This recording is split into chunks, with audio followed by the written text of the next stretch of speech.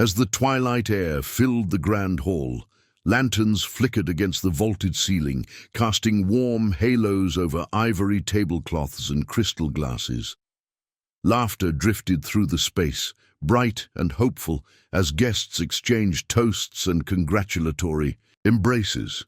Every detail of the evening had been meticulously planned. Fragrant rose petals scattered along the aisle, a towering floral arch framing the couple's first dance, and a string quartet whose music seemed to breathe life into every moment. Fresh bouquets perched atop each table, candles danced in delicate holders, and beneath the chandeliers, Emily and Marcus moved as if in a perfect moment.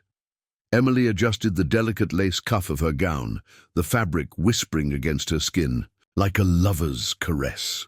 Her smile sparkled brighter than the chandelier overhead as she exchanged a knowing glance with Marcus. From the moment they had met beneath an ancient oak on campus, their story had felt destined, an unspoken prose that carried them across years of laughter and late-night study sessions.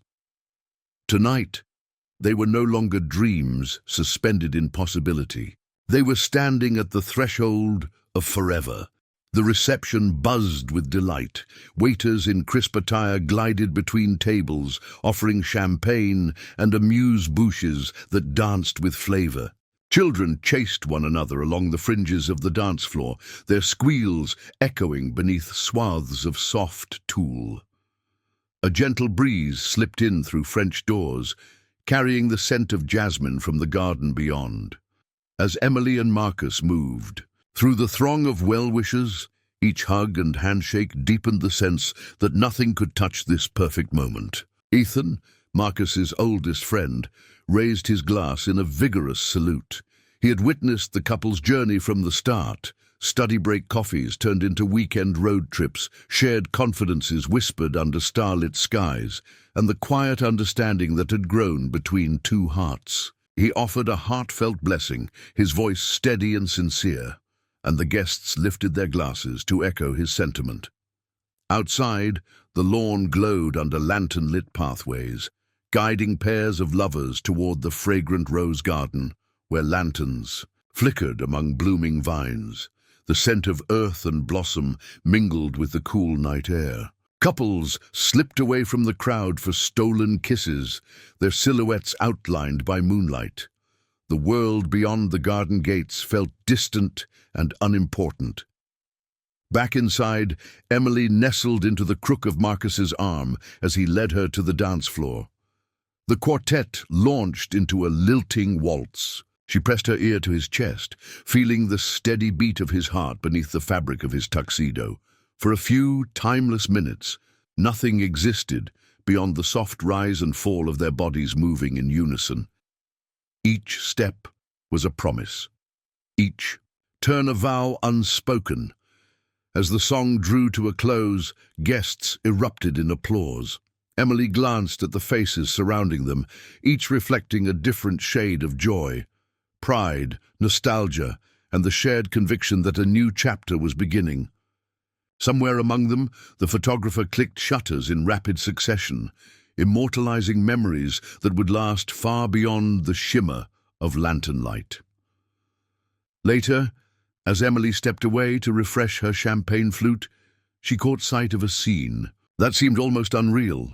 A line of guests arrayed beneath the arch, poised on the brink of the next dance, illuminated by soft golden light. Their expressions were radiant, unmarred by worry or doubt. In that instant the world felt unshakable, but hidden in the subtle glances and exchanges lay unspoken tensions, a stray invitation, a forgotten envelope, a promise left unfulfilled, inevitable. Fractures in the sheen of celebration that no one anticipated. Those oversights would shape destinies in the days to come. The ballroom shimmered under tiers of crystal, each chandelier's glow refracting across polished marble. At the elegant tables, guests leaned in low conversation, their voices hushed beneath the weight of the sparkling light overhead. Emily moved among them with practiced grace, her ivory gown trailing like a whisper at her heels. She paused at a table where her childhood friend Mara sat, her laughter clear and bright as she recounted a story from college days. The bubbles in their champagne caught the light, dancing like liquid diamonds in slender flutes. Marcus hovered nearby, offering Emily a reassuring smile. His confidence was as steady as the ancient beams that held the chandeliers aloft. He slipped a gentle hand to her lower back and guided her toward the center of the room, where the polished floor reflected their silhouettes in miniature. The waiting musicians lifted their bows, and the soft strains of a violin solo wound through the air like silk. Under that luminous canopy, the night took on a surreal quality. Candles set in golden. Holders cast flickering shadows that danced along the walls, turning each corner of the room into a secret alcove. Over by the grand fireplace, a group of older relatives huddled in quiet discussion. Their smiles were polite, their eyes lingering at Emily with a mix of pride and nostalgia. She waved and approached, listening politely as Aunt Louise recounted anecdotes she would later regret sharing. Across the room, children drifted between tables like playful specters. Tiny, pallid dancers in crisp suits and frilled dresses darted between adult conversation, their energy undimmed by the solemnity of the lighting. One little boy paused to examine a dropped ribbon, his small hand trembling in the brightness. A maid stooped to retrieve it, smoothing the folds before slipping it back to the child with a smile. Emily joined Marcus on the dance floor as the violin melody eased into a gentle waltz. The world outside, the parking lot, the fading sunset, the shuffled footsteps of servers in the kitchen seemed to recede into silence. All that remained was the soft thud of their shoes against the floor and the rocking glow of dozens of lamps. Overhead, a bead of sweat slid down the nape of Emily's neck. She brushed it away, her heart beating in concert with the music. A hush fell as Emily's father cleared his throat at the microphone. He spoke in a voice edged with emotion, recalling the timid child who once clutched his hand as they walked through a field of daisies. Tears gleamed at the corners of his eyes, and Emily felt a rush of love so fierce it left her breathless. Marcus squeezed her hand, his expression tender and unwavering. After the speech, the room erupted in applause. The musicians shifted into an upbeat melody, and guests rose from their seats, moving toward the dance floor in pairs and small clusters. The light refracted through crystal glasses and gleamed on polished shoes. Laughter tinkled like wind chimes when Emily twirled beneath the chandelier's embrace. As the night deepened, the glow intensified, enveloping each person in an illusion of warmth. Yet in the glittering reflection, unnoticed by all, a guest lingered near the entrance. Dressed in charcoal grey and facing away from the crowd, they surveyed the room with interest. Their silhouette blended with the shadows, and their eyes, dark and unreadable, absorbed every detail under the chandelier's glow. Amidst the celebration, an envelope stamped with a crimson seal rested unnoticed on the corner of the hostess's podium. No one paused for long enough to see the delicate script on its front. Elsewhere, a waiter's tray tilted, sending a cascade of champagne across the wood. The music faltered for a heartbeat as glasses chimed against it.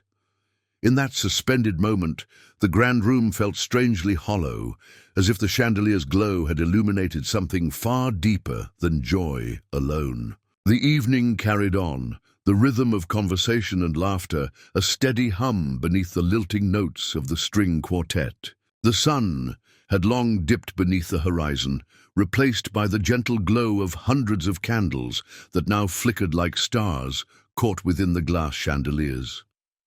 The warmth of the reception wrapped around the guests, their faces soft in the golden light, their spirits high. It seemed as though nothing could interrupt the perfection of the night. Yet as the evening began to slip into the early hours, the mood shifted. People began to feel the pull of the night's quiet allure. the conversations growing more intimate, the energy more relaxed as the first wave of guests departed, slipping away into the coolness of the outside world. Those who remained were a small but devoted group, their faces flushed with drink, eyes heavy with the weight of a long celebration. Emily stood by Marcus, the clinking of glasses and soft murmurs of her remaining friends in the background. She could feel the buzz of the evening still coursing through her veins, the champagne light on her tongue, the laughter rich and full. Her fingers lightly brushed the edge of Marcus's hand as he stood beside her, watching the final few guests, mingling, absorbing the last fragments of their wedding day. "You're a sight to behold," Marcus murmured, turning to her with a smile that was as easy and reassuring as the night itself. "You're not so bad yourself," Emily replied, her smile full of warmth, eyes shining with happiness. A wave of nostalgia washed over her as she glanced around the now quiet ballroom. The laughter and the music were quieter now, and the room was dimmer with the fall of night. The evening had slipped away so seamlessly that it felt like a dream, a flawless memory they'd all slip into when it was over. Marcus cleared his throat, raising his glass with a grin. "A toast," he said, his voice loud enough to capture the attention of those still gathered near the center of the room. "Now?" Emily asked, half surprised. Her gaze flickered from Marcus to their closest friends, who were seated at a nearby table, and then to the remaining family members standing nearby in small clusters. They were all watching, expectant. It was nearly midnight. Marcus chuckled, shaking his head. "Why not? We've had the wedding toast, the speeches, but now it's our turn." He raised his glass higher, and the guests followed suit. Their laughter and conversation came to a lull as all eyes turned to the newlyweds. The last vestiges of the night's golden light flickered in their eyes, caught in the reflections of the crystal goblets. "To love," Marcus began, his words ringing clear and sincere, "to family, to the moments that carry us forward."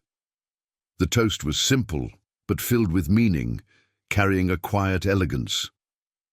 Emily's heart swelled, and she lifted her glass alongside his, her eyes sparkling in the soft light. For a brief moment she thought she could feel the weight of every wish and dream that had been shared with them that evening. Everything felt complete, whole. "To us," Emily added, her voice soft but confident. She stole a glance at Marcus, her lips curving in a smile. "To the future."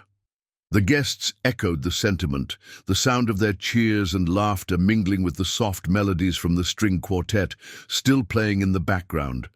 As Emily turned her attention back to Marcus, she saw something in his gaze that wasn't quite there before, a flicker of something deep and unreadable. Her fingers brushed his, and she felt the slight tremor in his touch, but it was fleeting, swallowed by the lingering warmth of their celebration.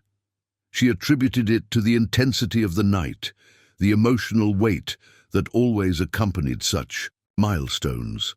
Still, as the glasses were emptied and the night drew nearer to its end, a lingering unease flickered in Emily's chest, though she couldn't quite place why. It wasn't fear, not exactly. It was something quieter, more subtle.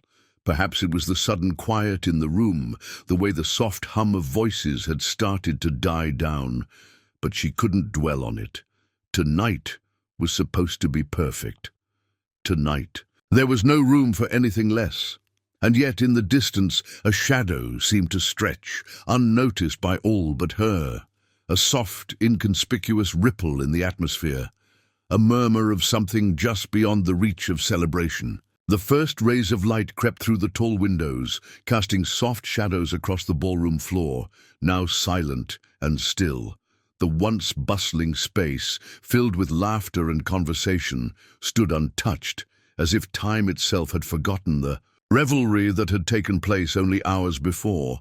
The air, heavy with the scent of stale champagne and fading roses, held a strange stillness, the kind that follows an event when its significance has yet to settle fully into the minds of those who lived it.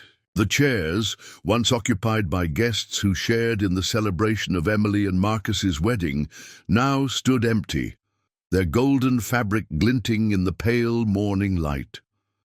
Some were slightly askew, abandoned in haste as the night wound down, while others remained perfectly aligned, untouched since the final toast.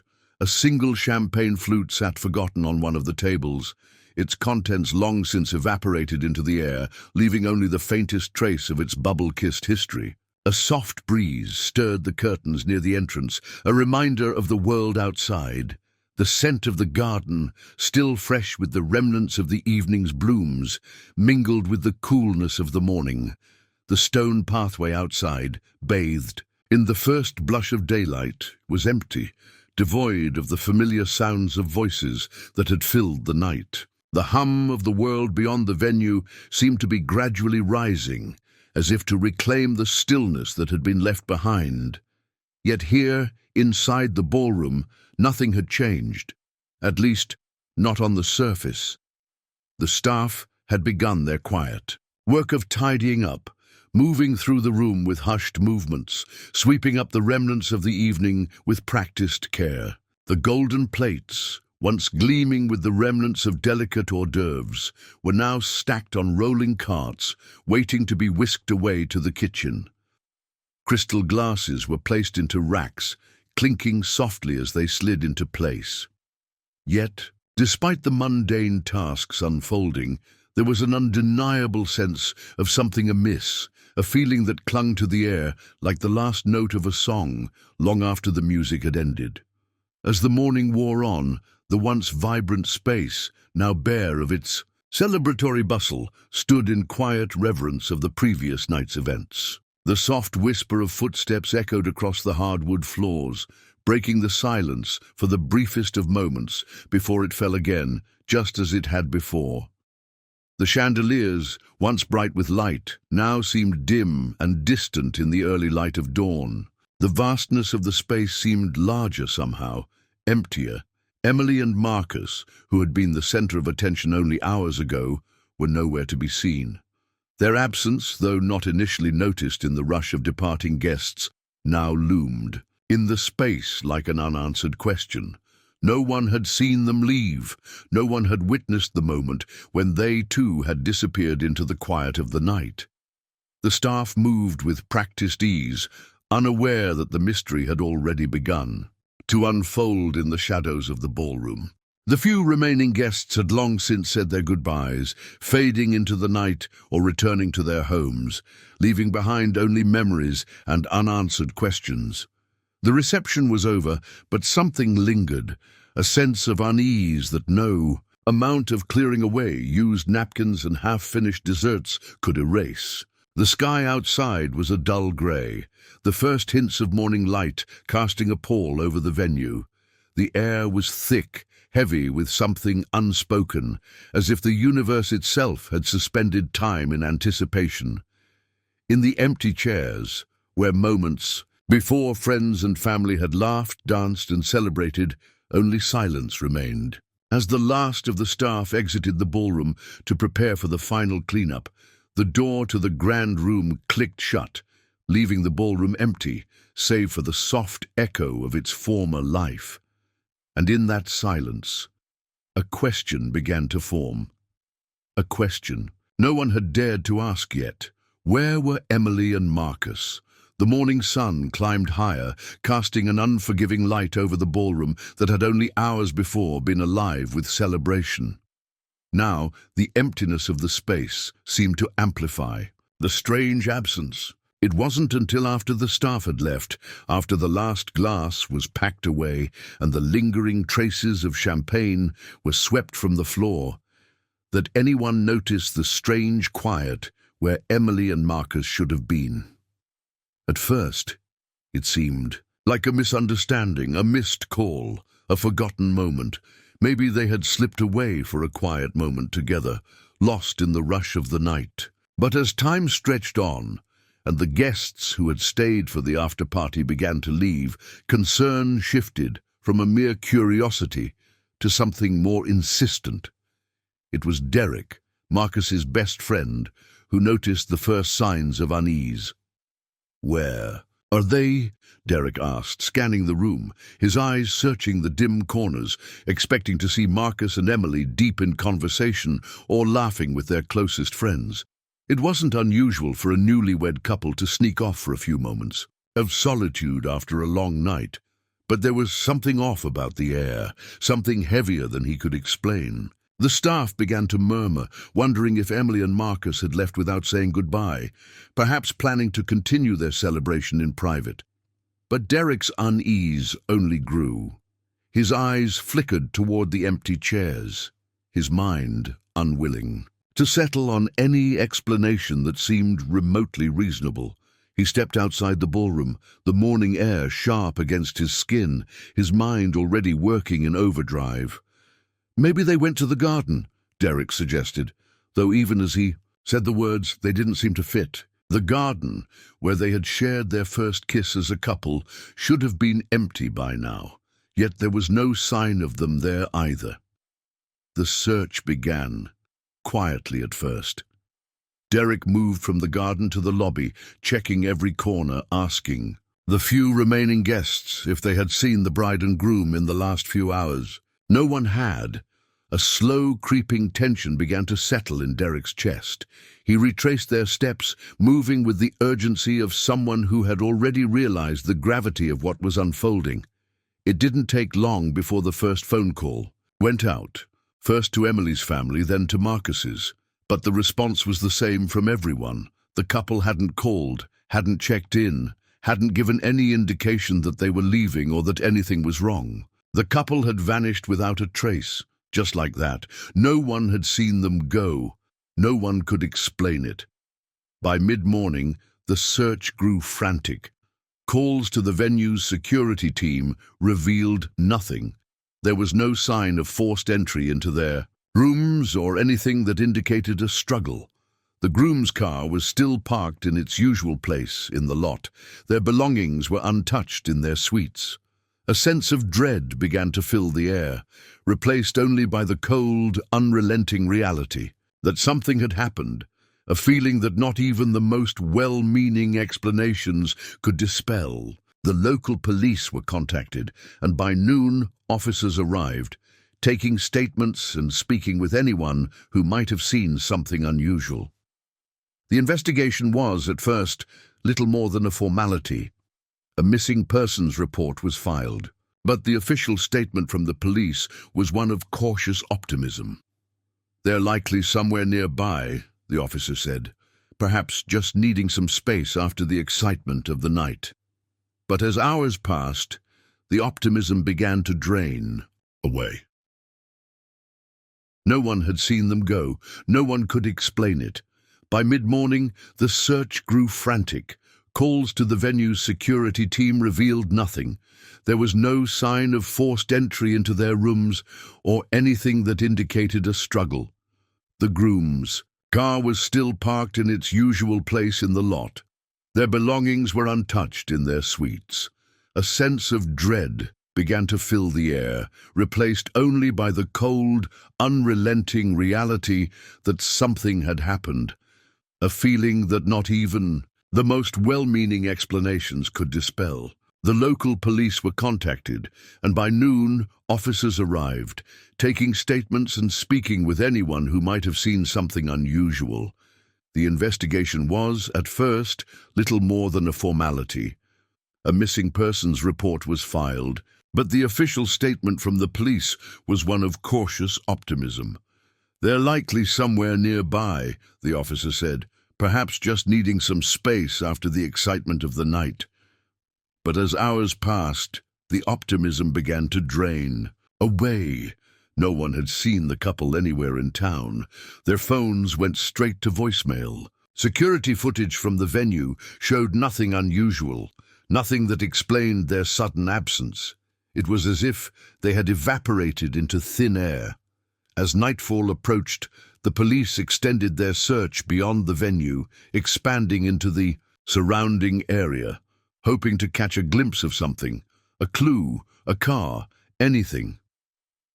The desert beyond the reception hall seemed vast, indifferent to the panic that had settled over the small town. But despite the exhaustive search, no sign of Emily or Marcus emerged.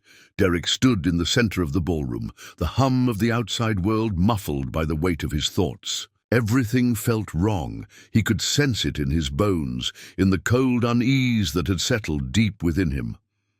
It wasn't just the absence of the newlyweds, it was something far more unsettling, something that gnawed at him relentlessly, forcing him to wonder just how deep this mystery went. The feeling of being on the edge of a truth he couldn't yet see consumed him as he looked out into the growing dusk. This wasn't just a missing person case, it was something darker, something far more dangerous. The search for Emily and Marcus had stretched through the night and into the following days. The small town, once filled with the buzz of celebration, now lay under an uncomfortable silence, the air thick with uncertainty. The wedding venue, once a scene of radiant joy, had become a place of hushed whispers and uneasy glances. Derek paced the grounds of the venue, the heat of the sun doing little to ease the chill that had settled in his chest. He couldn't shake the nagging feeling that something was terribly wrong. The couple's sudden disappearance didn't make sense. They hadn't left the venue. No one had seen them leave, and no evidence pointed to an argument or any signs of distress. It was as if they had simply vanished into thin air. The police were still scouring the area, conducting interviews with guests, staff, and anyone who might have seen anything out of the ordinary. The local community, once so tightly knit, had started to fray at the edges. The more people talked, the more suspicions began to surface, but nothing concrete emerged. Derek found himself growing frustrated, the questions piling up, but the answers slipping just beyond reach. He sat with Emily's family in the lounge, the quiet murmur of voices surrounding him like a low hum. They spoke in vague terms, offering their theories, but there was a sense that no one wanted to say aloud what they were all thinking. After all, the idea of foul play was too horrific to entertain. But as the days dragged on, that very thought began to creep into every conversation. Emily's mother, Martha, spoke softly to him, her voice trembling. "You don't think, do you?" Her words hung in the air, the fear in her eyes telling Derek everything he needed to know. She was scared, not just for her daughter, but for the man she had married, for her family, the idea that something had happened to them, the possibility that they hadn't simply disappeared but had been taken, was a thought no one dared entertain. Derek didn't want to say it either, but he couldn't shake the nagging feeling in the pit of his stomach. He had been in Marcus's life for years, had seen him through the highs and lows of his journey. Marcus had always been the strong, dependable one, a man of principle. But Derek knew that sometimes the surface only showed part of the story. There had been strange moments over the years, fleeting conversations, looks exchanged when they thought no one was watching. Small, seemingly insignificant things that now, in the light of everything happening, seemed far more important than they had been at the time. The more Derek thought about it, the more he couldn't ignore the uneasy feeling that had settled over him like a heavy weight. It wasn't just the disappearance of his friends, it was something in the way they had all interacted that night. Too much perfection, too much seamlessness. Marcus had been too calm, too collected, like he was hiding something.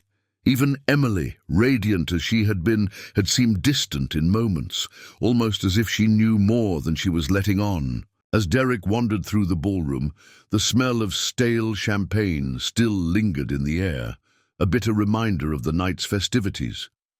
The empty chairs sat like ghosts, silent witnesses to a celebration that had turned tragic. He ran, his fingers along the back of one of the chairs, his mind racing. It wasn't just the couple's absence that felt wrong. It was the strange sense of déjà vu, the feeling that this had all happened before, that they were missing something fundamental, something no one had thought to ask. At that moment, one of the staff approached him, a young woman with dark circles beneath her eyes, looking as tired as he felt. "I overheard something," she said, her voice low, hesitant. "A guest. I don't know who, but they mentioned seeing something. Strange the night of the wedding. Something that wasn't right." Derek's heart quickened. "What do you mean?" The woman glanced around nervously, ensuring no one was nearby to overhear. "They said they saw someone leaving the reception, just after the toast. But it wasn't Emily or Marcus. It was someone else. Someone they didn't recognize. I don't know who, but it didn't sit right with them."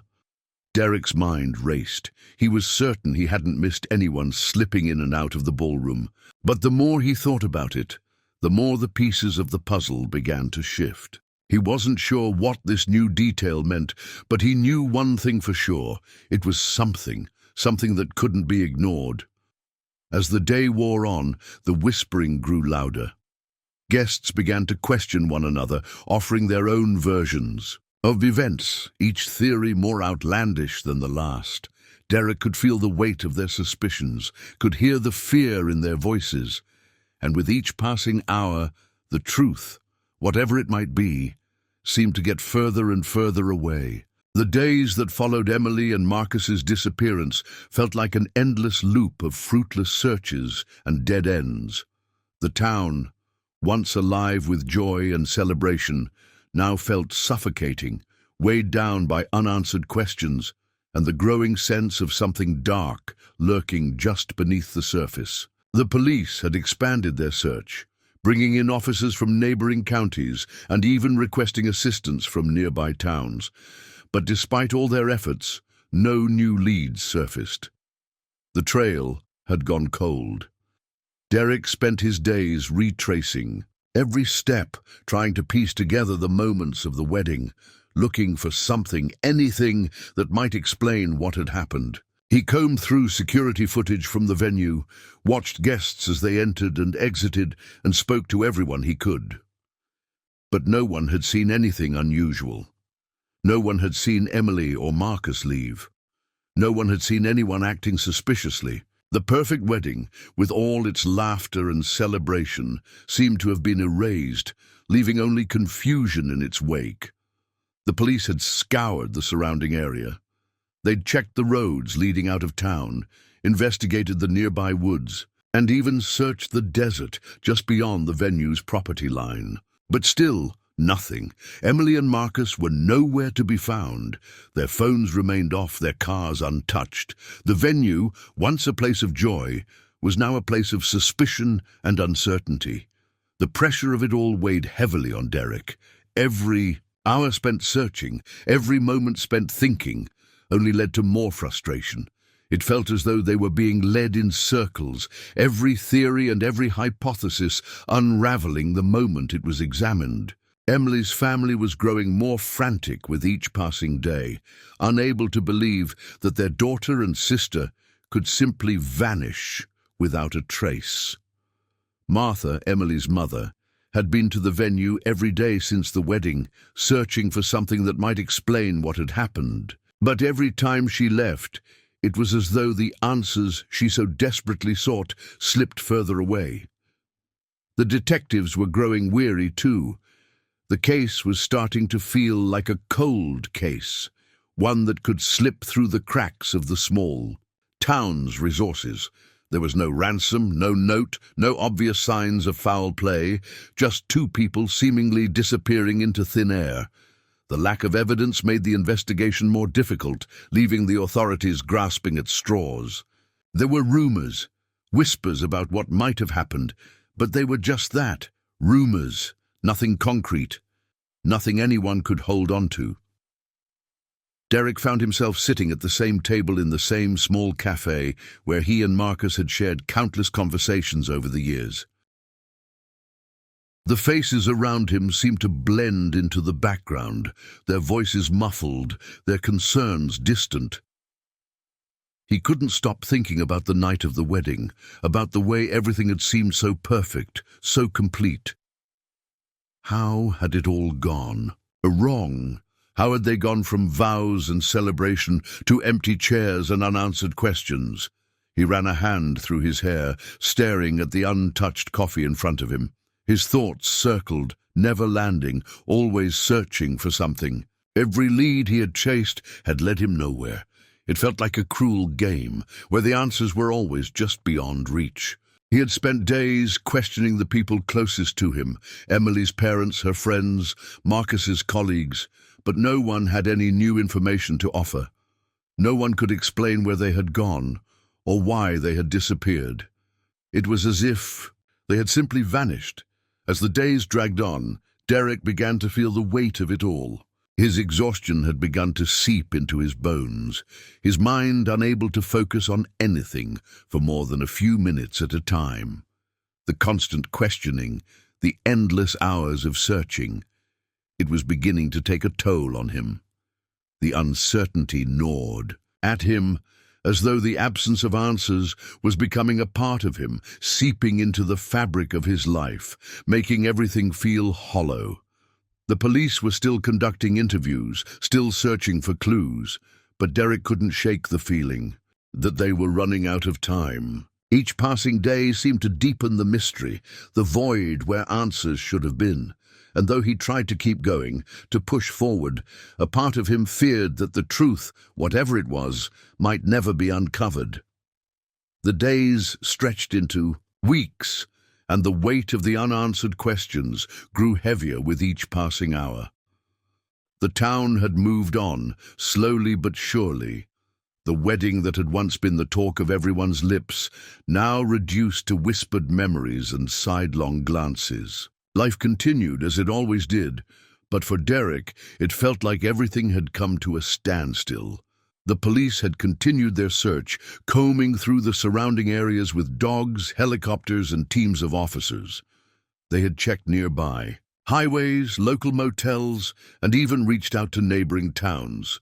But each new lead turned out to be a dead end. There were no ransom demands, no sightings, no signs of a struggle. Emily and Marcus had simply vanished. Their phones remained off, their cars untouched. No one knew where they were, or if they were even alive. Derek had hoped at first that the couple had simply needed some space, that they had decided to leave town for a while to get away from the overwhelming weight of their wedding day. But after the second week had passed, he realized how naive that thought had been.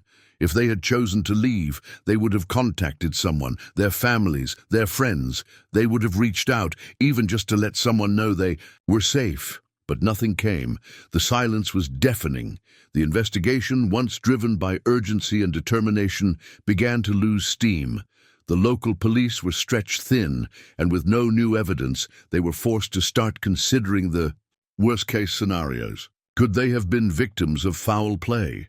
Could they have been taken against their will?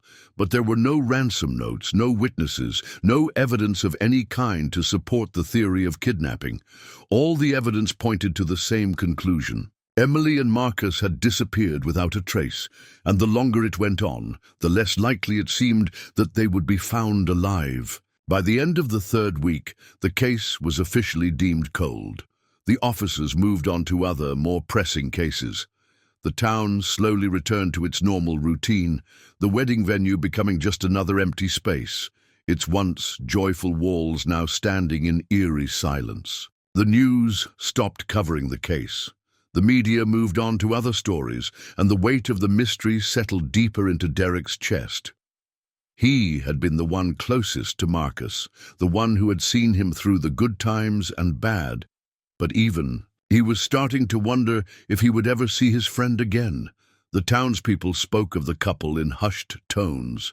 Some wondered aloud if there was more to the story than anyone knew, if Marcus and Emily had somehow staged their disappearance, or run off together to start a new life. But the idea seemed absurd to Derek.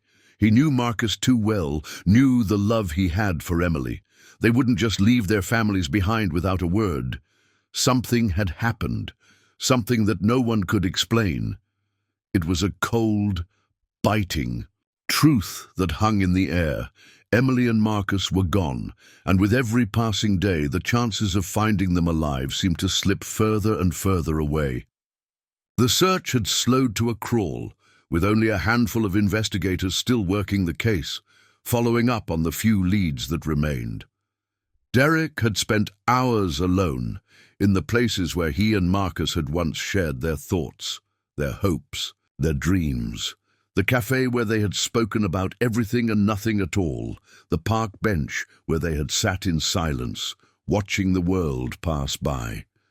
Now those places felt hollow, echoes of a friendship that had once been solid and sure, now shadowed by doubt and uncertainty. He had become obsessed with the idea that something was wrong, that there was more to the story. But with each fruitless attempt to uncover new information, his confidence began to crack. The coldness of the case seeped into his bones, making him question whether there was anything left to uncover at all. Had Emily and Marcus simply disappeared, or had something darker, more sinister, taken them? The truth felt more elusive than ever, and Derek began to fear that he might never find out what had really happened to his best friend and his bride. 15 years had passed since Emily and Marcus vanished, yet the case had never truly left Derek's mind.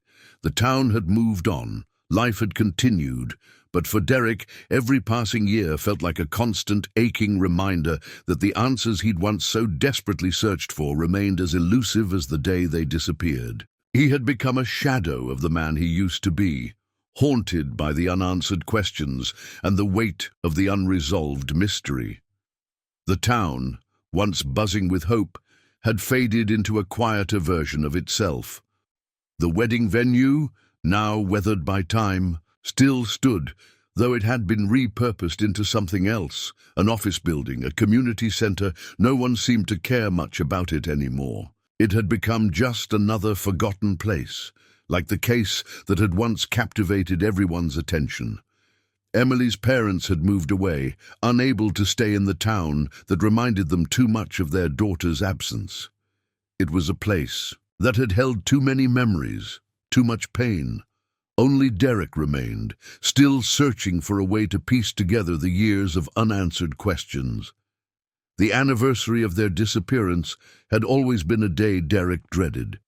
For years, he had marked the date with quiet reflection, often alone, letting the weight of the years sink in. It was a painful reminder that no matter how many times he had replayed that night in his mind, no matter how many people he had questioned or how many theories he had entertained, the truth still eluded him.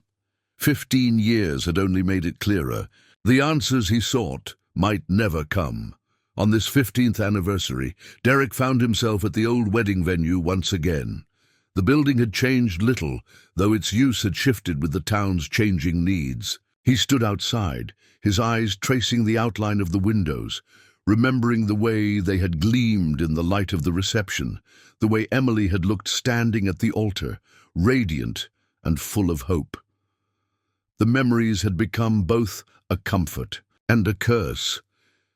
They were the last pieces of her he could hold on to, and yet they were now so distant they almost felt like another lifetime. He stepped inside, the quiet hum of the empty building filling the space. It smelled faintly of dust and stale air, but beneath that there was something more, a lingering essence of what had once been. He made his way through the halls, his footsteps echoing against the walls. There were no signs of life here anymore, no laughter, no music. It was just a hollow reminder of the night that had changed everything. Derek paused in the ballroom, staring at the empty floor where Emily and Marcus had danced their first dance as husband and wife. The memories rushed back in full force, and for a brief moment he could almost hear the music, see the guests swirling. Around them feel the warmth of the evening. It was almost as if the whole day had been a dream, a perfect dream that had shattered into pieces no one could put back together. His thoughts were interrupted by a sudden rustling sound at the back of the room. He turned quickly, his heart racing for a moment, only to see a lone figure standing in the doorway. It was a woman, older now, with a look of quiet curiosity. Her eyes met his, and for a moment they just stood there, silently acknowledging the weight of the years that had passed. It was Emily's mother. "I never thought I'd see this place again," Martha said softly, her voice tinged with sadness, but also with a quiet strength that Derek hadn't seen in years. Derek nodded, his throat tight. "I come back here every year," he admitted, "thinking I'll find something, anything, but it's always just silence." Martha stepped forward slowly, her eyes scanning the room. "I know, Derek, I know. But sometimes we have to let go, don't we?" She paused, her gaze lingering on the spot where the couple had danced. "Sometimes there's nothing more we can do." Derek swallowed hard, the familiar ache welling up in his chest. He didn't know how to let go, didn't know if he ever could. 15 years had passed, and yet it felt as though time had stood still, keeping him trapped in that moment, that last night of celebration. The truth, whatever it was, remained, just out of reach. And as much as he had tried to move on, he realized in that moment that he never would. The mystery, the loss, the unanswered questions, those were his burdens to carry. And though the world had moved on, he hadn't. Emily and Marcus were still missing, and Derek's search for them, however futile it seemed, would continue. It was a cool autumn morning when Derek, worn from years of silence and uncertainty, found himself back in the town's old library. The dusty shelves held memories of a time when he had been a different man, one filled with hope and purpose. The weight of the years had left him feeling more like a ghost than a person. But today, something tugged at him, a quiet, persistent pull that led him back to the place where he had spent countless hours searching for answers. The library was nearly empty, save for a few elderly patrons quietly flipping through pages.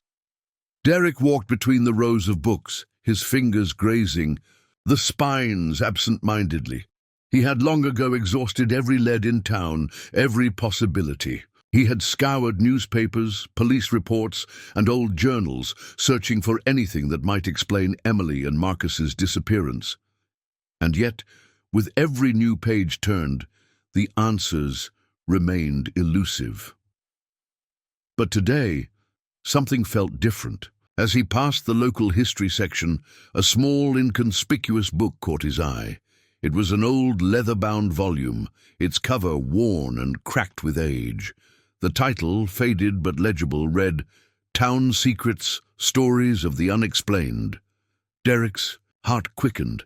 He had seen this book before, many years ago, tucked away in the farthest corner of the library. At the time, he had dismissed it as little more than a collection of tall tales, a forgotten relic of the town's history. But now it felt like a sign. Without hesitation, he pulled the book from the shelf, its weight familiar in his hands. He blew the dust from the cover, revealing yellowed pages that crackled as he opened them. The book was filled with strange stories, local legends, ghost tales, and unsolved mysteries that had long faded into obscurity.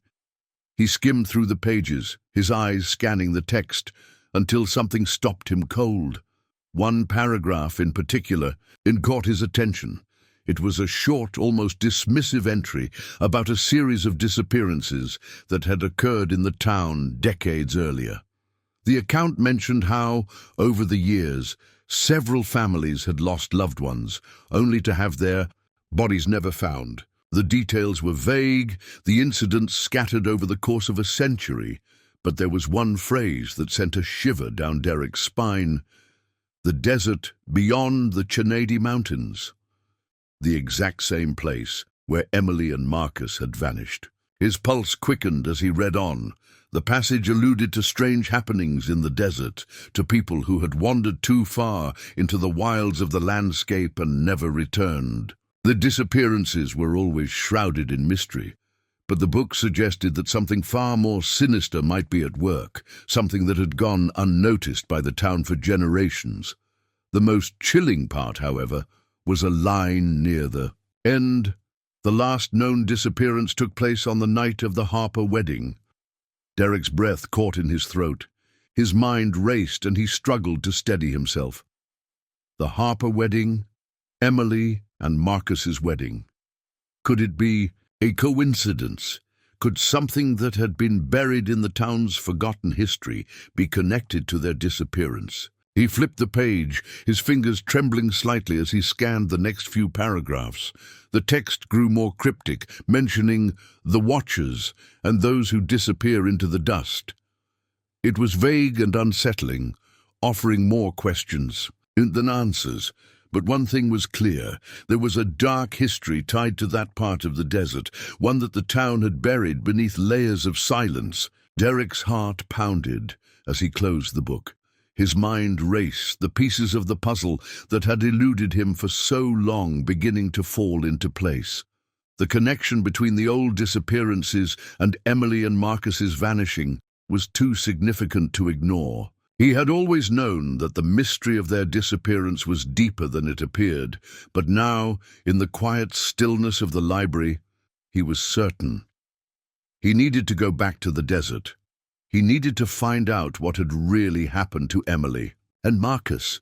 The chance discovery of that book, of those long-buried words, had reignited something in him, a spark that had been smoldering for far too long. Whatever it took, he was going to uncover the truth, even if it meant uncovering the darkest secrets of the town itself. The sun was low in the sky as Derek drove down the familiar winding road toward the Chenadi Mountains, the landscape sprawling. Out before him, in shades of burnt orange and deep purple, the air had a crisp bite to it, carrying the scent of the wild, untamed desert that had swallowed so many before.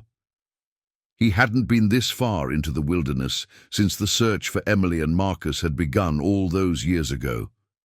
Yet now, he felt a new urgency, a pull that had been reignited with the discovery of the strange book in the library. As he parked at the edge of the rocky terrain, Derek's heart beat harder, the anticipation swirling inside him, mixing with a sense of dread. The mountains loomed above him, their peaks jagged and unforgiving. He had been here before, but the way he viewed the land had changed. No longer was it simply a place of barren beauty. It was now the backdrop to a story he had never fully understood. He stepped out of the truck, feeling the crunch of dry earth beneath his boots. The wind tugged at his jacket, sending shivers up his spine as the memories of past searches rushed back. He had combed through these mountains, trudging through scrub and rocks, desperate for any sign of Emily and Marcus. But it wasn't until now, with the weight of the years pressing down on him, that he realized how little he truly understood about this place. His eyes scanned the horizon as he walked, each step taking him further into the desolate expanse. He had to retrace his steps, but this time with a different purpose. This time, he wasn't just looking for the missing couple. He was searching for a thread that might pull the whole tapestry together. It was as he neared a narrow ravine, its walls etched with deep grooves carved by the relentless passage of time, that Derek spotted something glinting in the fading light. A small, silver object half buried in the sand, its edges catching the last rays of sunlight. His pulse quickened as he knelt, brushing away the dust with his hands. There, lying in the dirt, was a locket. It was delicate, beautifully crafted, with intricate engravings on the surface. The chain had broken long ago, but the locket itself remained intact, tarnished with age, but still unmistakable. Derek's fingers trembled as he held it, his mind racing with the implications of what he had just found. Could this be something Emily had worn, a piece of her that had been lost all these years, waiting to be found? He flipped the locket open, and his breath caught in his throat. Inside, there were two small photographs, one of Emily, her radiant smile captured in a moment of pure joy, and the other of Marcus, his face framed with the same happiness, his eyes filled with love. The photos were faded, edges curling with age, but the expressions on their faces were unmistakable. Derek's mind spun. The locket had to be hers. There was no other explanation. He had never seen it before, but that didn't mean much. It could have been a gift from Marcus, or perhaps something passed down from her family. Either way, it had somehow ended up here, far from the reception hall and deep within the wilderness. How had it come to be here? And why was it hidden so carefully in this forgotten ravine? His thoughts were interrupted by a sudden rustling sound behind him. Derek snapped his head up, his heart pounding. For a moment, he thought he heard a voice, soft, distant but unmistakable. He stood up quickly, scanning the area around him. The wind howled through the narrow canyon, but nothing else moved. No one was there. The feeling of being watched, however, lingered, creeping under his skin. He shoved the locket into his pocket, his hands still trembling. Something wasn't right. The locket shouldn't have been here, not in this remote, desolate place. It was as though someone had deliberately hidden it, as if they wanted it to be found, but only by those who knew where to look. The feeling that something far more sinister had been at play all along began to settle over him. Derek looked around, the enormity of the desert stretching endlessly before him. He was no longer just searching for answers. He was now hunting for something far darker, something that had been buried beneath layers of time and silence. The locket, with its connection to both Emily and Marcus, was the key to unraveling the mystery of their disappearance. It was a sign that someone, somewhere, had known more than they had ever let on. As the shadows lengthened and the night began to close in, Derek knew one thing for certain.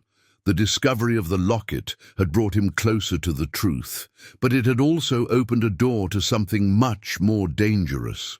He wasn't sure who or what was waiting for him in the dark, but he was certain that he wasn't walking out of these mountains without answers.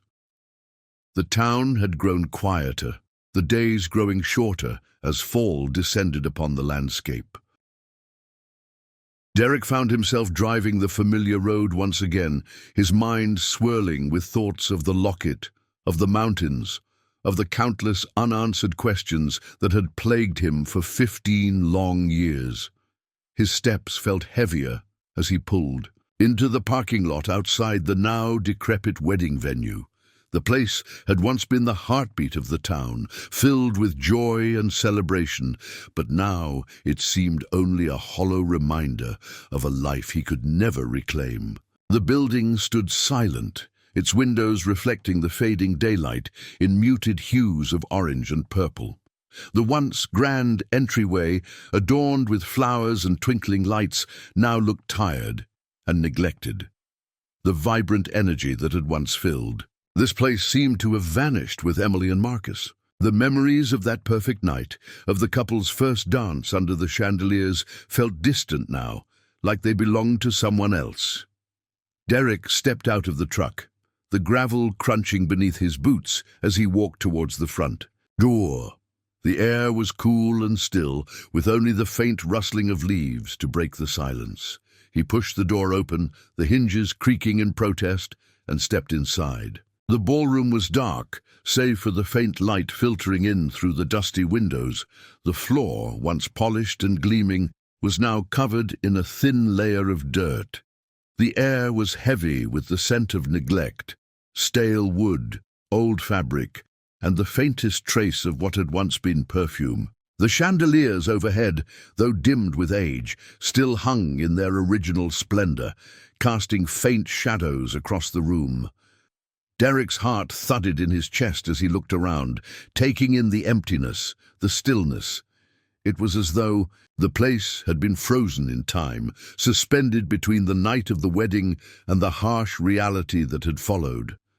The memory of the laughter, the music, the clinking of glasses, all seemed to hang in the air, just out of reach. Derek walked slowly across the floor, his feet carrying him to the center of the room where Emily and Marcus had danced.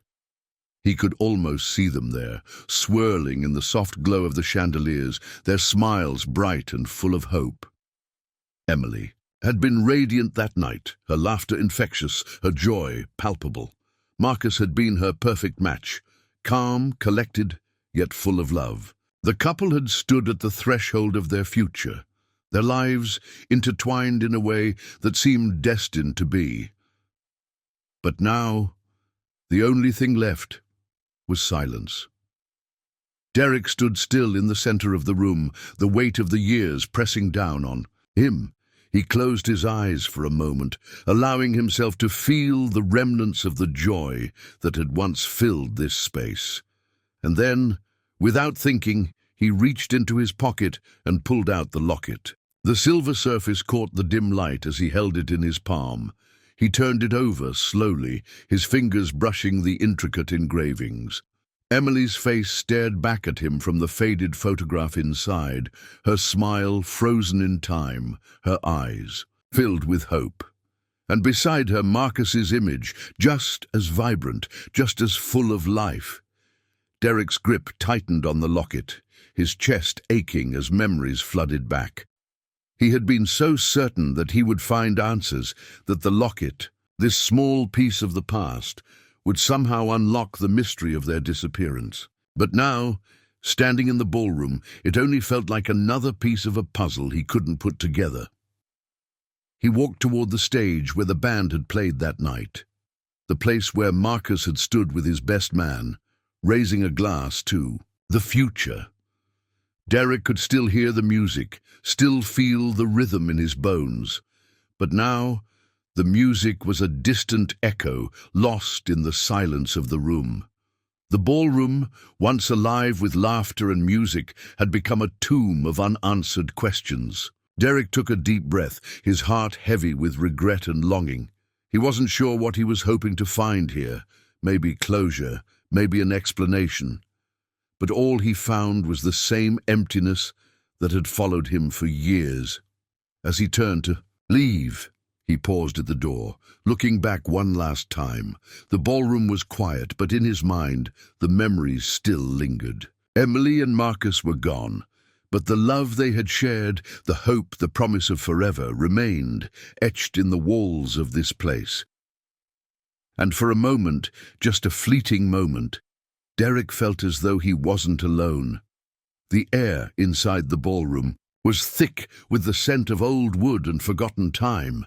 Derek's footsteps echoed on the worn floorboards as he slowly circled the space, his thoughts still clouded by the locket, the desert, and the unsettling discovery of the last few weeks. The answers, it seemed, lay scattered in fragments, pieces that didn't yet fit together. He had always known there was something more to the story, something hidden beneath the surface, but now it felt like the closer he got to the truth, the further it slipped from his grasp. He stood in the center of the room, his eyes scanning, the corners, lingering on the ornate details of the ceiling, the way the light from the fading windows seemed to soften the edges of the forgotten space. The chandelier above him, though still grand, looked like a relic of a time long past. But as his gaze moved downward, something caught his eye. A small, faint crack in the floorboards. It was subtle, nearly imperceptible. But Derek's intuition nudged him closer. He crouched down, running his fingers over the wood. The crack seemed to lead somewhere, as though it was part of a larger pattern that he hadn't noticed before. He tapped gently, his fingers searching for any sign of give. When he struck it again, there was a faint sound, a hollow thud that sent a chill through his body. His heart raced as the possibility dawned on him. The floorboards had been here for decades, a witness to countless events, to moments both joyful and tragic. What if something had been hidden beneath them? What if the answers to Emily and Marcus's disappearance were not just lost to time, but deliberately concealed? Derek's mind raced as he pulled himself up. He quickly glanced around the room, making sure no one else was there, though he knew the building was empty. He had been alone for days, revisiting the places he and Marcus had once cherished. But this felt different. The floorboards were older than the rest of the room. The crack was intentional, carefully placed. It wasn't a mistake. It was deliberate. He grabbed a nearby chair and used its edge to pry up the floorboard. The wood creaked as he worked it free, his heart pounding in his chest. He could feel the tension building, the anticipation of discovery clawing at him. Finally, with one last push, the board popped loose, revealing a small, hidden compartment beneath. Derek's breath caught as he peered into the dark recess. He reached into the gap, pulling out a small, weathered box. His hands shook as he set it down on the floor, the faint smell of dust and decay clinging to it. He hesitated for only a moment before opening it, his heart hammering in his chest. Inside was a collection of papers, photographs, and small trinkets, things that seemed ordinary at first glance, but to Derek they felt like the key to something far more sinister. The first photograph he pulled out was one he recognized immediately. It was of Emily, Marcus, and a man Derek didn't know, an older figure with a stern expression, standing between the couple with a sense of authority that made Derek's skin prickle. The man's eyes seemed too cold, too calculating. Derek's stomach dropped as he studied the image.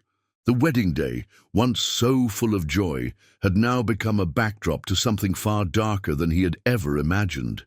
He flipped through the papers, his fingers trembling as he read the faded text. Some of it was barely legible, but the words that stood out were unmistakable.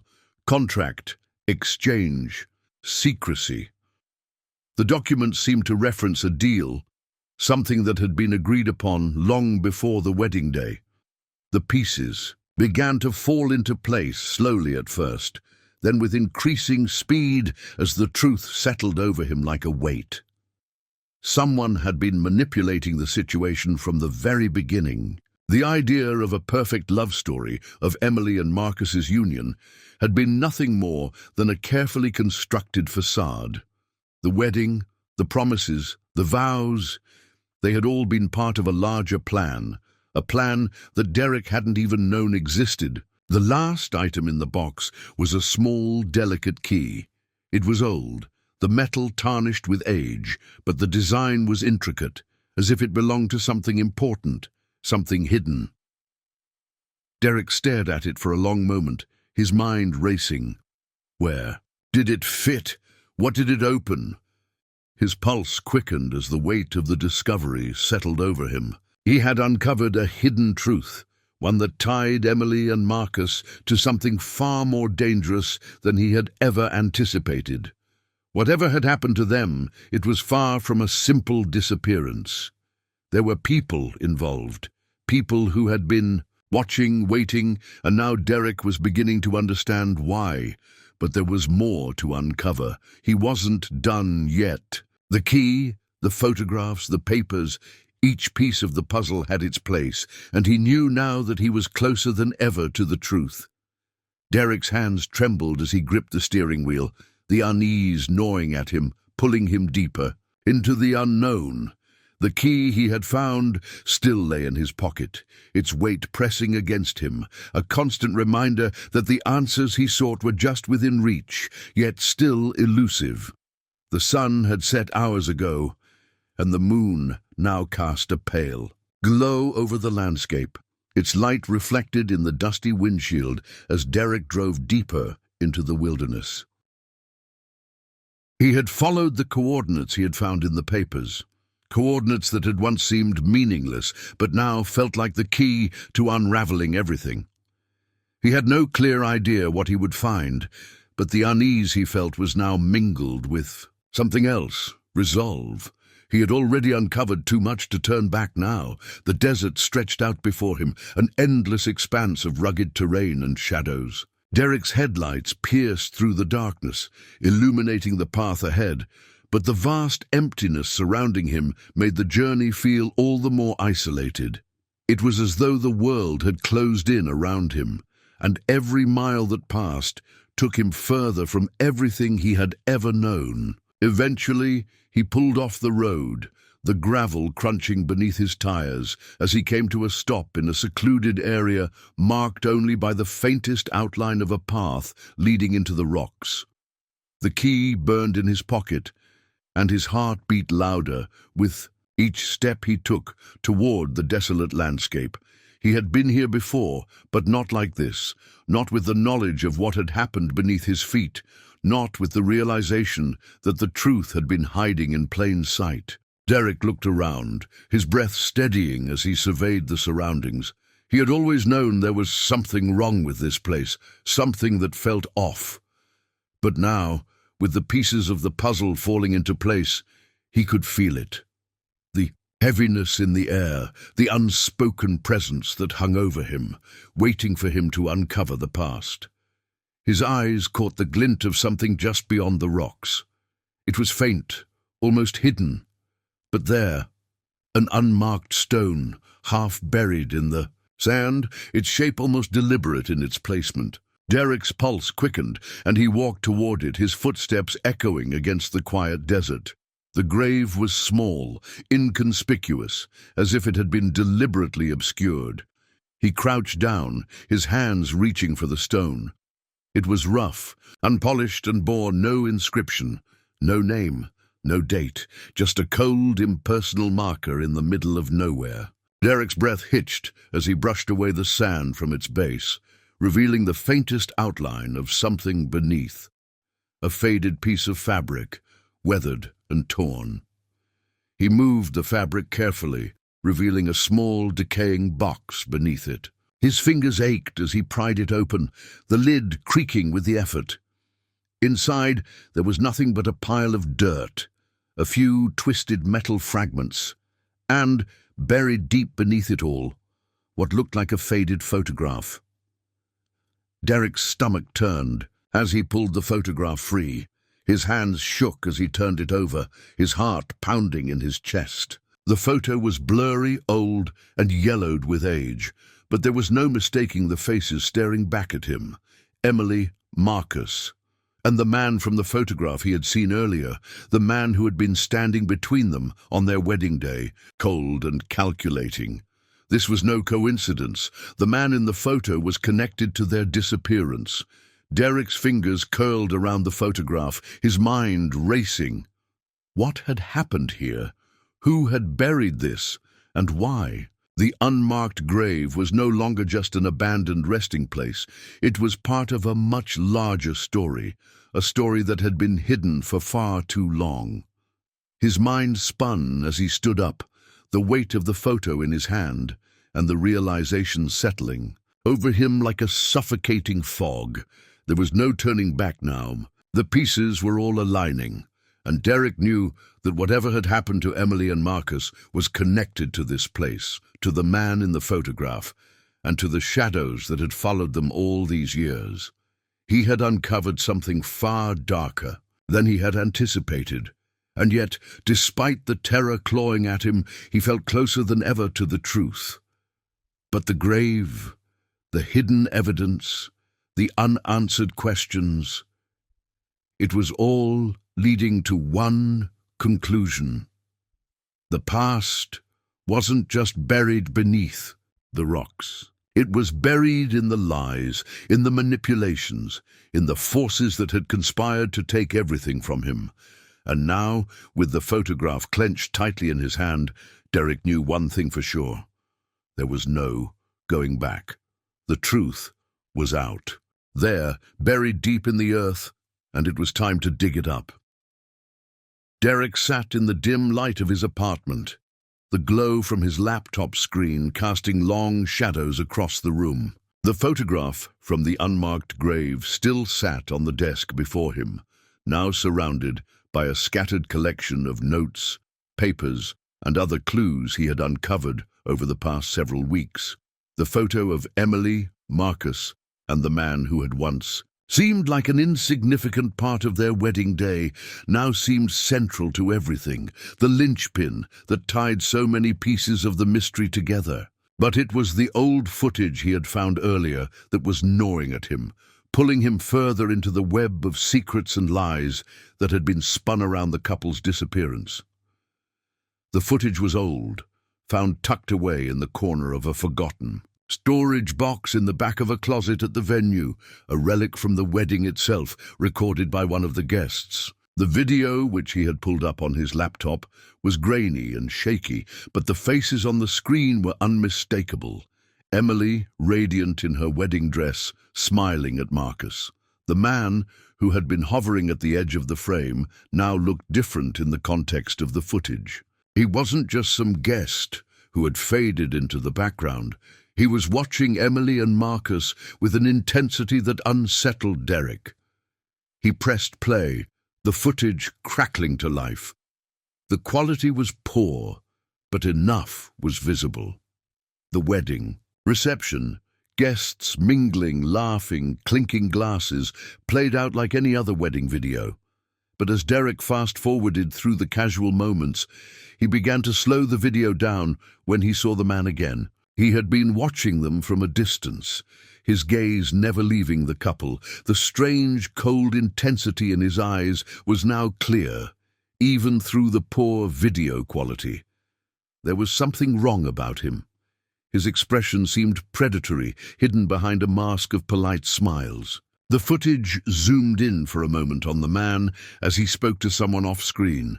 Derek could see his lips moving, though the sound of the video was too distorted to make out the words. Then, just as quickly as he appeared, the man slipped back into the crowd, never returning to the foreground. But Derek had seen enough. The man was not just a guest at the wedding. He was a figure of interest, someone who had been watching from the shadows. Derek's pulse quickened as he backed up the footage and watched it again, this time with more focus, every detail becoming more significant. The more he studied it, the more he realized that the man had been far too focused on Emily and Marcus. There was something calculated about his presence, as though he knew exactly what was about to happen, or perhaps even played a part in it. The thought made Derek's stomach churn. He paused the footage, staring at the man's face, trying to place him. His mind raced, but there was no recognition. He wasn't a member of the wedding party, not anyone that Derek had seen at the ceremony or reception. He was someone who had been intentionally kept in the background, someone whose presence had been overlooked by everyone else. The man's face was a mystery, but Derek knew he had to find out who he was. He couldn't ignore the feeling that the man held the key to everything, the link between Emily and Marcus's disappearance and the dark, hidden forces at play. Derek leaned forward, his eyes narrowing on the screen. He ran the footage again, this time carefully examining the background. There were guests laughing, talking, but in the corner of the frame, another figure caught his attention, a shadowy presence lurking near the edge of the room. Derek froze. It was a fleeting glimpse, barely a few seconds, but it was enough to make his heart race. The shadow seemed to be a person, standing in the dim light, watching the crowd. The face was obscured, but the posture, the stillness of it was unmistakable. Derek could feel his pulse pounding in his ears. This person, whoever they were, had been there, had been watching Emily and Marcus as closely as the other man. Were they working together? Were they part of the same scheme, the same plan that had led to the couple's disappearance? He sat back, closing his eyes for a moment, his mind spinning. The footage had opened a door, one that led to more questions than answers, but it also gave him a direction. The man, the figure in the background, the unspoken tension between them, it was all part of something far darker than he had imagined.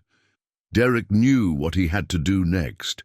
He needed to track down these people, find out who they were, and what role they had played in the tragedy that had unfolded.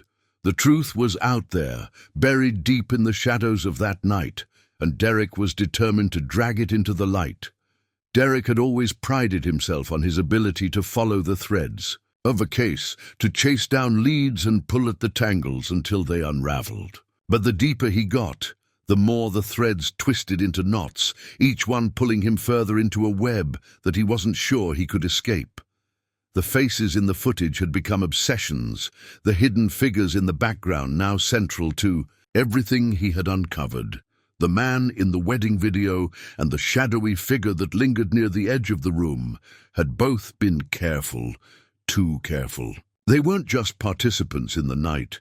They were orchestrators, and Derek's growing sense of unease told him that they had been pulling the strings all along. But who were they? And what had they wanted with Emily and Marcus? His hands were shaking as he pored over the notes in front of him, the photographs from the locket, the unmarked grave, and the cryptic documents that spoke of contracts, exchanges, and secrets. It was all coming together in ways that terrified him, and yet the pieces didn't quite fit. There was something more, something deeper he hadn't found yet. The key from the box, the one that had seemed like a key to a forgotten lock, had turned into a metaphor for everything he was chasing. He was stuck, locked out of the truth, unable to find the door it belonged to. His phone buzzed on the table, and Derek picked it up, blinking at the unfamiliar number on the screen. It was a call he had been waiting for, one he had hoped wouldn't come, but it had, and now there was no turning back. "Derek, it's Detective Hall." His pulse quickened at the sound of her voice, the woman who had once been part of the original investigation. She had been a steady presence, but even she had been forced to move on when the case went cold. "I've been looking through some old records, and I came across something strange," Detective Hall continued, her voice low and tense. "There's a connection I think you need to see. We've been missing it all these years." Derek's breath caught in his throat. "What do you mean? What connection?"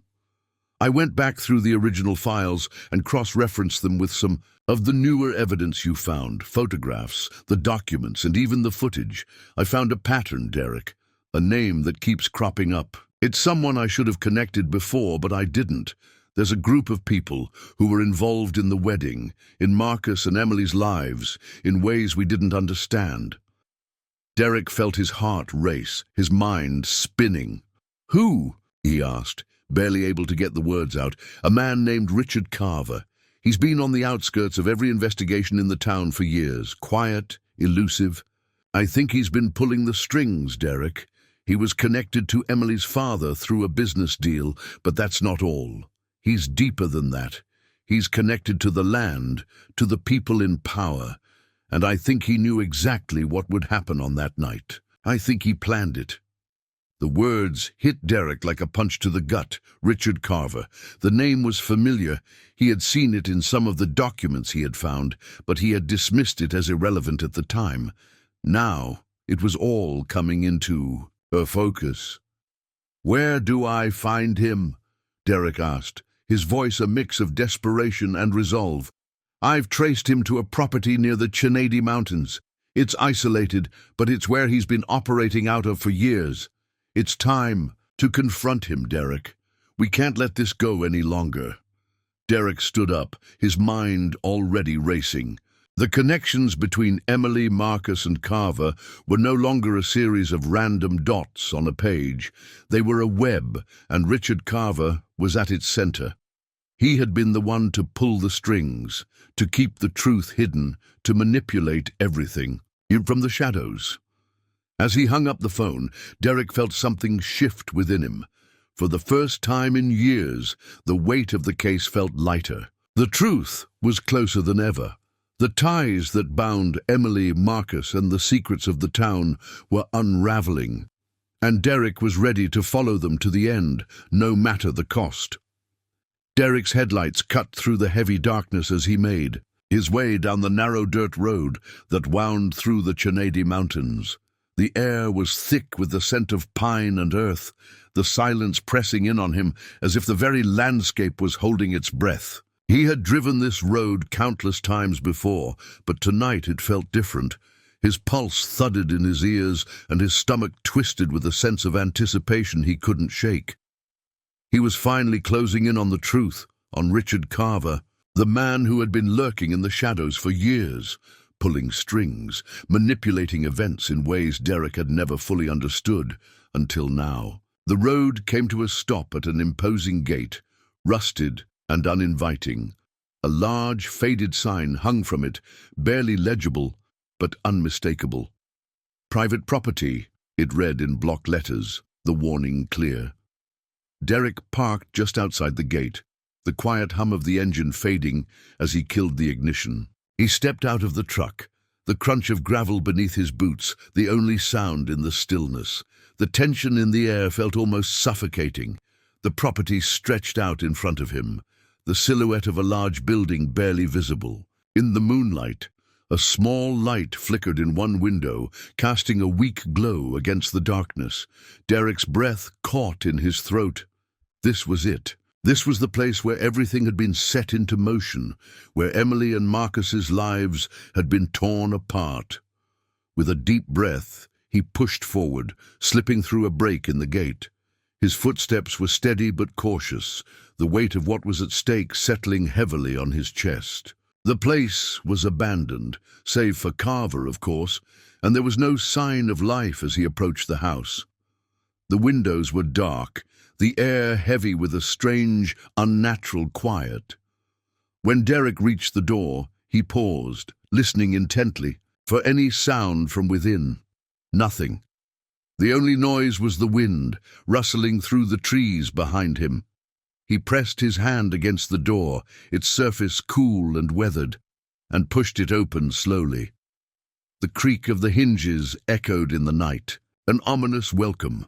The house was cold inside, the dim light of a single lamp casting long shadows against the walls.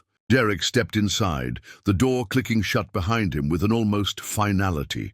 His breath echoed in the stillness.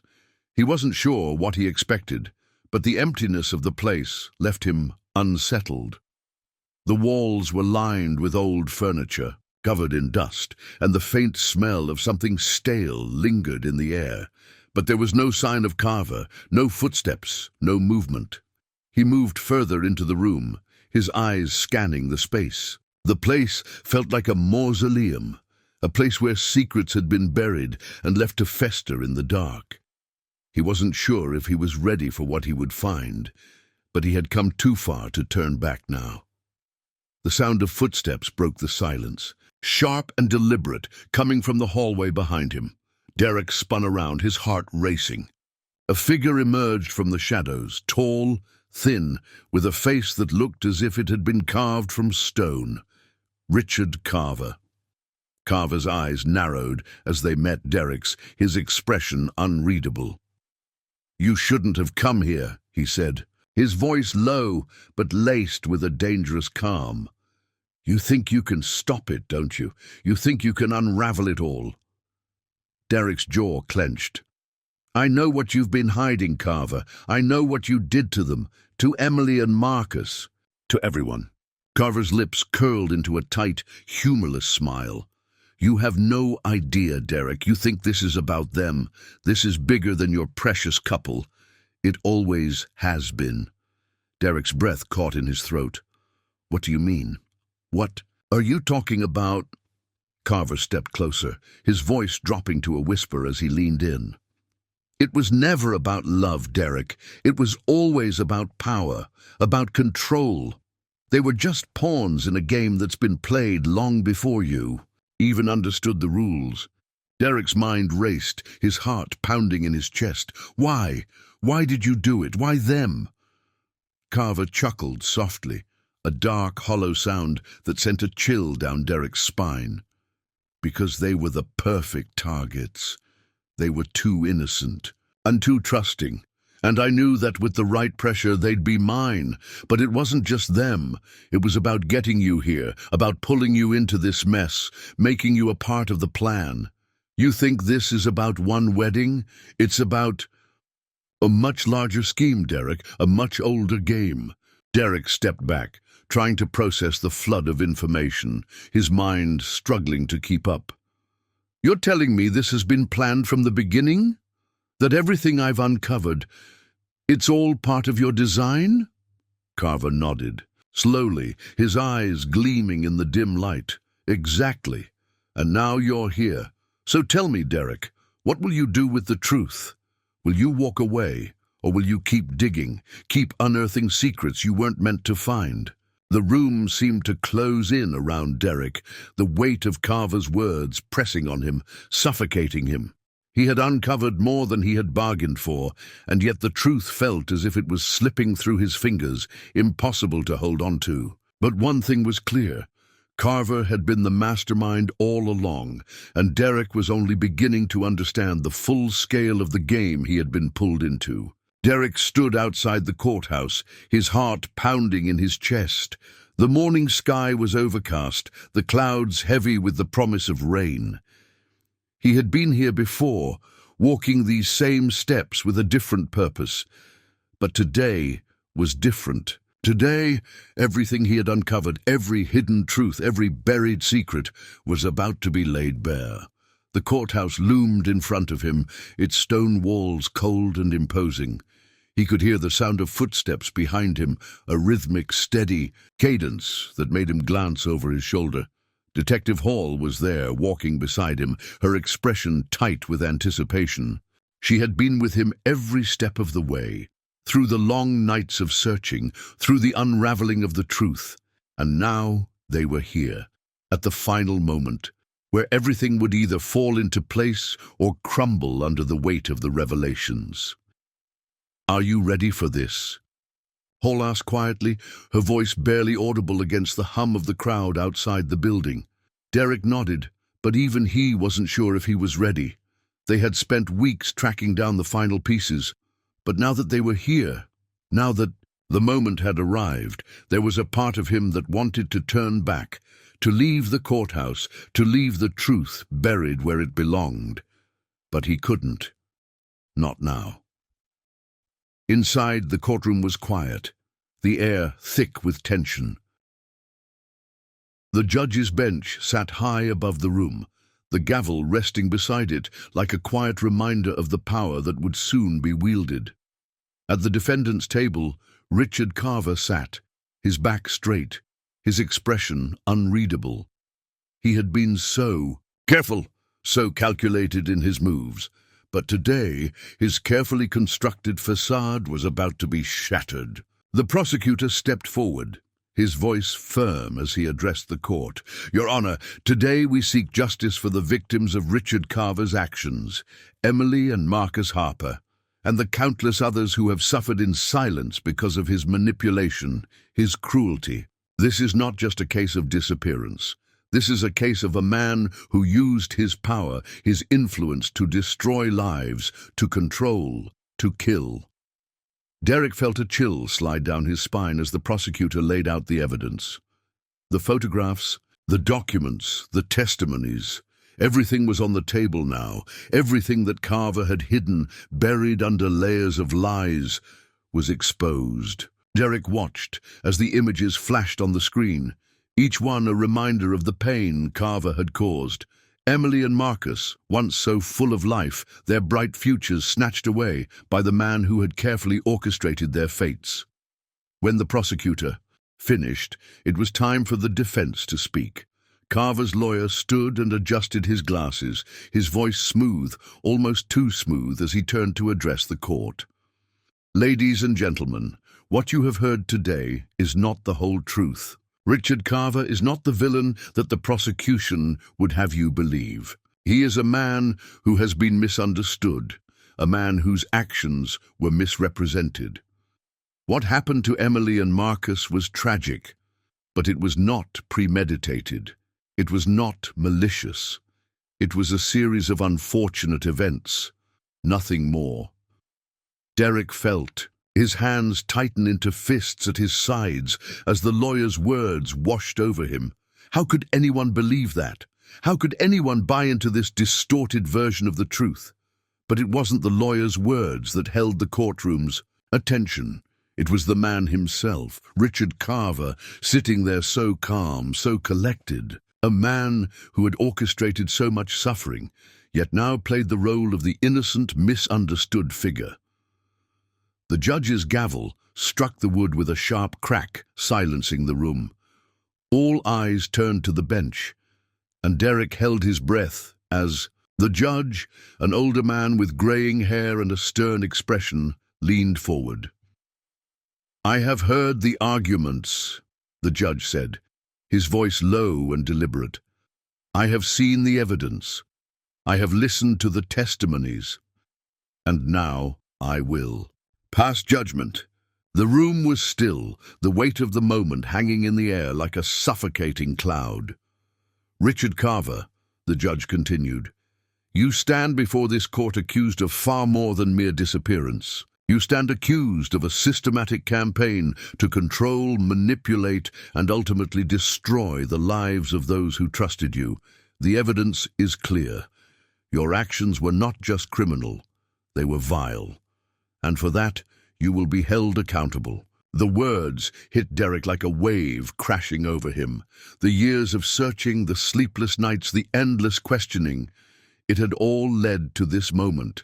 Carver's carefully constructed world was collapsing, and there was nothing he could do to stop it. The judge paused, his gaze never leaving Carver. You are hereby found guilty of the charges brought against you. Sentencing will take place at a later date. Derek exhaled slowly, his mind racing. He had expected this moment, but now that it was here, now that the gavel had fallen, there was an unexpected weight in his chest. Justice had been served, but the feeling of victory was hollow. As Carver was led out of the courtroom, his head held high despite the defeat, Derek couldn't shake the feeling that the case wasn't over. The truth had come to light, but there were still more layers to peel back, more dark corners to uncover. Richard Carver might have been the mastermind, but he wasn't the only one involved, and until every last truth was uncovered, Derek knew he couldn't stop. Not yet.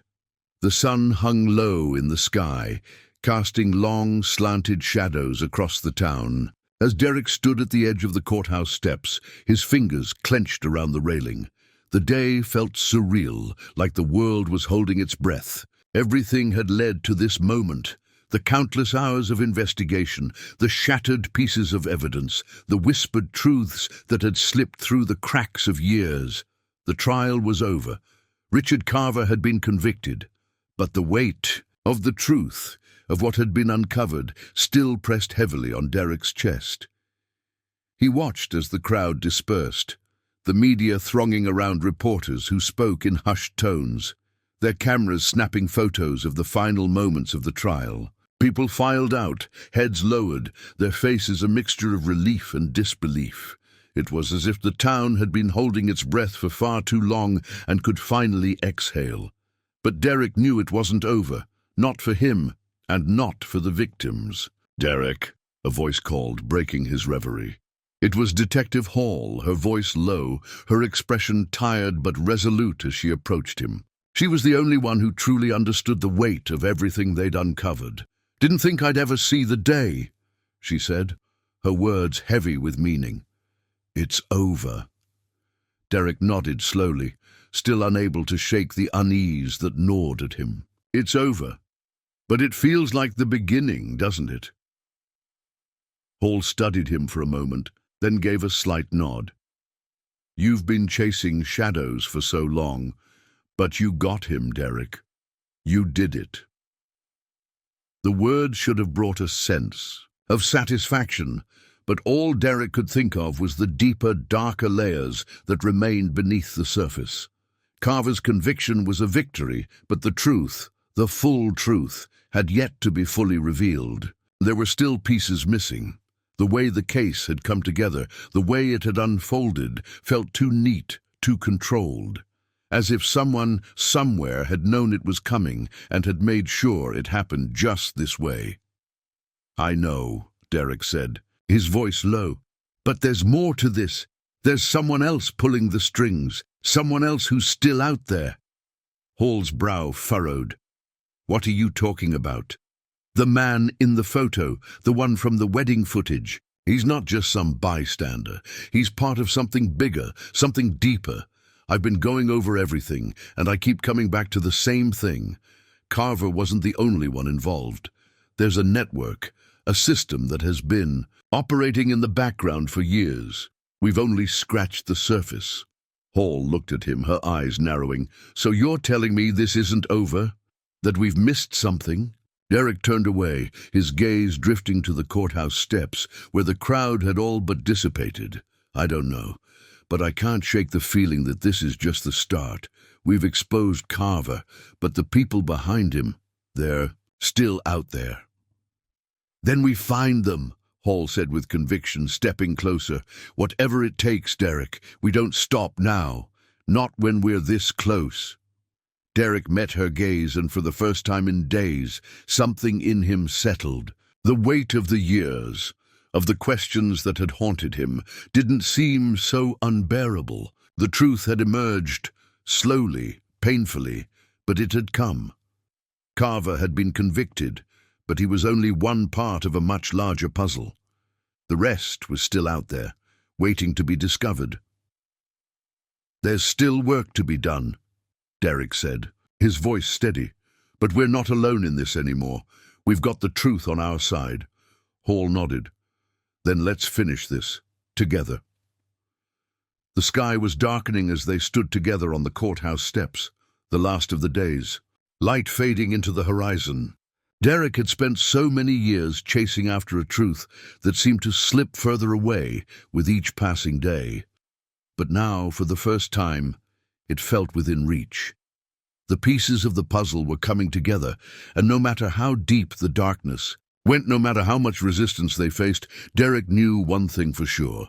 They would uncover every last secret, expose every last lie. The day the truth emerged was not the end. It was the beginning of something far greater. Derek sat in the quiet office, the sunlight filtering through the blinds, casting long streaks of gold across the worn wood of the desk. The chaos of the past weeks had settled into a strange calm, like the silence that comes after a storm. Richard Carver was behind bars, the truth had been revealed, and yet there was a lingering emptiness, a hole that still hadn't been filled.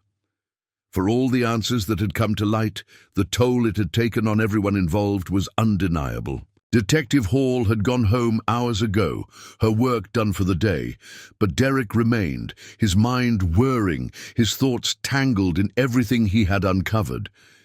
He had spent so long chasing down leads, unraveling secrets, that he hadn't stopped to think about the emotional cost of it all. The trial had been a victory, but the faces of Emily and Marcus haunted him, along with the faces of their families, their friends, everyone who had been affected by the web of lies and manipulation that Carver had woven. Derek's phone buzzed, breaking his thoughts. He glanced at the screen, recognizing the number. It was Emily's mother, Martha. She had been through so much in the years since her daughter's disappearance, and Derek knew that the conviction of Carver had brought her no real peace. She had spent years in limbo, never knowing what happened, always wondering if she had failed her daughter. He picked up the phone, his voice gentle. "Martha, it's Derek." "I wanted to thank you," she said, her voice shaky but strong. "I don't know what to say, except thank you. For not giving up, for finding Emily and Marcus, for bringing us the truth." Derek closed his eyes for a moment, the weight of her gratitude pressing on him. "It was never about me. It was about finding the truth, about making sure they didn't just disappear into the darkness. I'm just glad I could help." There was a long pause on the other end of the line. "I don't think I'll ever fully understand it. The man who did this, Carver, he made our lives a living hell. But now that it's over, I don't know how to heal from it. How do you heal from something like this?" Derek shifted in his chair, looking out the window. "I don't know," he admitted. "I've been asking myself the same thing. There's no easy answer. There's no magic fix. But maybe healing isn't about erasing the pain. Maybe it's about learning to live with it, finding ways to move forward, even when the scars are still there." "I just don't know where to start," Martha said softly. "Everything's changed, and I don't know what to do now." "Take it one step at a time," Derek said, his voice steady. "It's going to take time, and it won't be easy, but there's hope now. You have the truth, and you can start to rebuild. It's not the end, it's the beginning of a new chapter. And you don't have to do it alone." Martha's voice cracked, a sound of raw emotion. "I'm scared, Derek. I'm scared of what comes next." "That's okay," Derek said. "It's okay to be scared. Just don't let it stop you from moving forward. You've made it through the hardest part. Now it's about finding peace. It won't happen all at once, but little by little, it will come." He paused, feeling the weight of his own words. The journey wasn't over, not for Martha, not for him. The truth had come to light, but the healing would take time. There were no quick fixes, no easy answers. But the first step was acknowledging the pain, embracing it, and slowly learning to live with it. It wasn't the end, but a new beginning.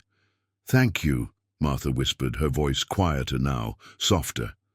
"I don't know if I could ever repay you for what you've done, but you've given us something we didn't have before. Hope." Derek nodded, even though she couldn't see him. "It was my privilege. Take care of yourself, Martha, and take care of your family. You've got this." As he hung up the phone, Derek leaned back in his chair, staring out the window at the quiet street. The world outside was moving on, but for him, everything had shifted. The weight of the truth was still there, but it felt lighter now. He had done what he could. He had helped bring peace to the people who needed it most. Now it was time to start healing his own wounds, to find the path forward. The journey wasn't over, but the first steps had been taken.